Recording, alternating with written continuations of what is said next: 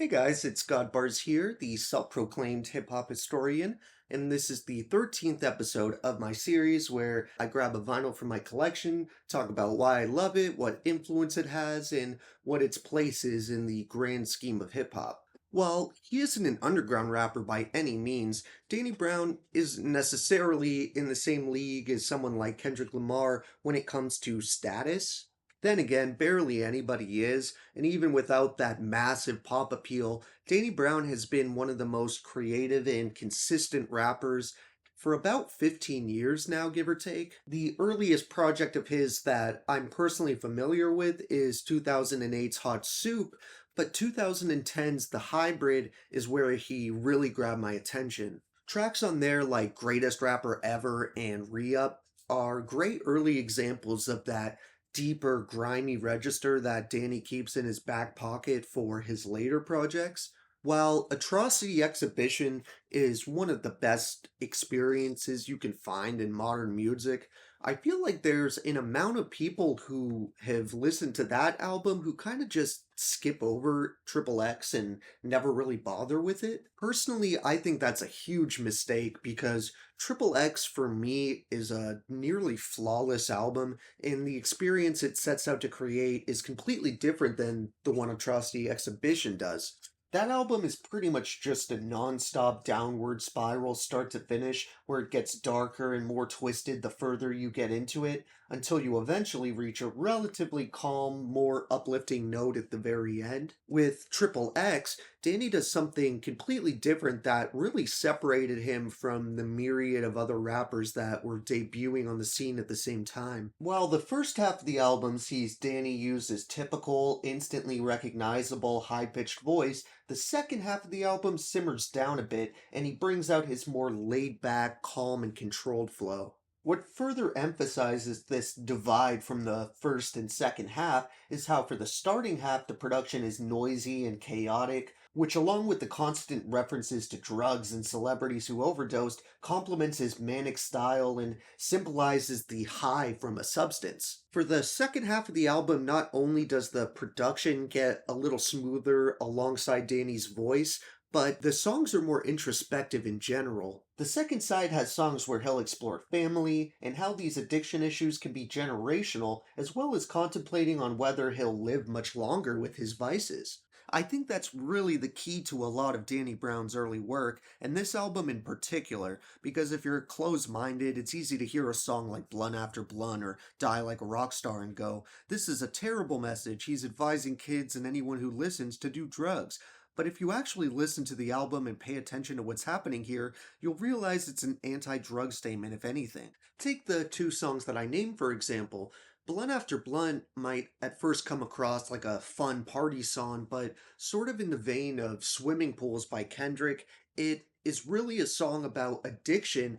And while obviously weed in the scheme of things isn't, the most dangerous addiction, it still speaks to the habit that's involved when you're sitting there just smoking blunt after blunt. Same with Die Like a Rock Star, where Danny compares and likens himself to this long list of celebrities who died from various drug overdoses or related incidents. He isn't saying he wants to be like those people or is proud to be like them. He's more just giving people a detailed description of where he's going to end up if he keeps this lifestyle going.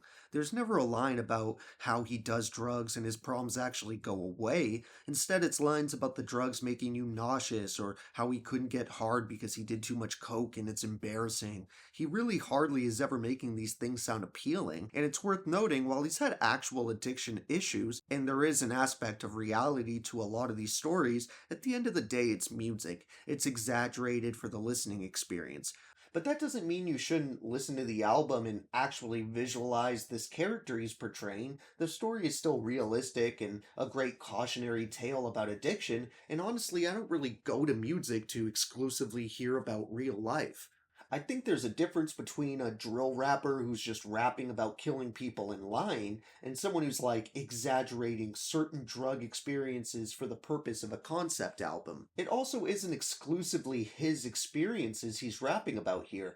There's moments like Nosebleeds where he tells a spooky but very realistic story about a young girl who's turning to drugs and toxic behavior and ignoring school and her friends and family. He follows this track up with a similar concept on Party All the Time that I assume is about the same girl, but it's probably the softest, most atmospheric song on the whole album. It's still pretty disturbing though, highlighting how this girl just wants to party, be it drugs or sex, and Danny gives us a crystal clear picture of this damaged individual who just seems to make the wrong choice at every turn and always opts for instant gratification. It's just another one of the many examples of the album condemning drug use rather than promoting it, and with this song having the smoothest flow from Danny on this entire project, it's really the perfect song to kind of ease you into the second half after the hectic first. But honestly, the concept and split the album has is sort of just an extra layer that's there for bonus.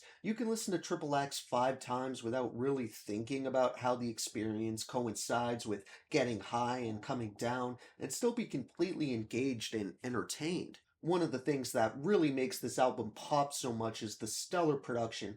I imagine it was part of how Danny was able to just effortlessly slide onto each new beat thrown at him because every instrumental is just of such high quality. The title track that opens up the project has one of the coldest beats on the whole thing. Danny hits the ground running on the first track with the killer set of lines, colder than them grits they fed slaves, me to rap is like water to raves, AK with bayonets on deck, rep my set, sorta like Squidward and his clarinet.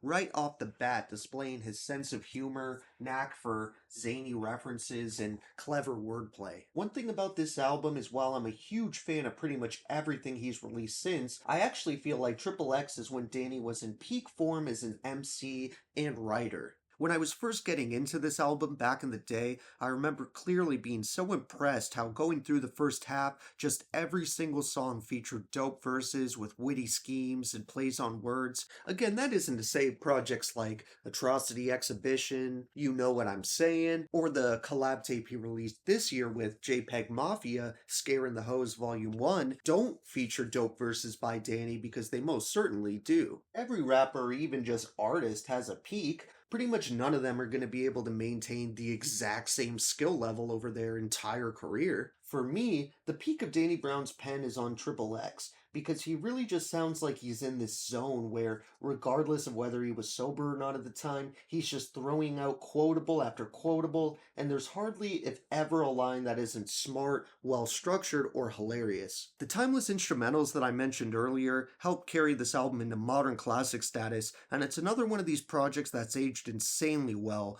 There's beats by Brandon Deshay, DJ House Shoes, Frank Dukes, Nick Speed, Paul White, Skywalker, Squatta Bambino, and Quelle Chris, who's a really dope underground Detroit-based rapper and producer that I've been following for a while now. I'm definitely going to cover his album Being You Is Great and I Wish I Could Be You more often really soon because it's my personal favorite of his as well as the first one I was exposed to.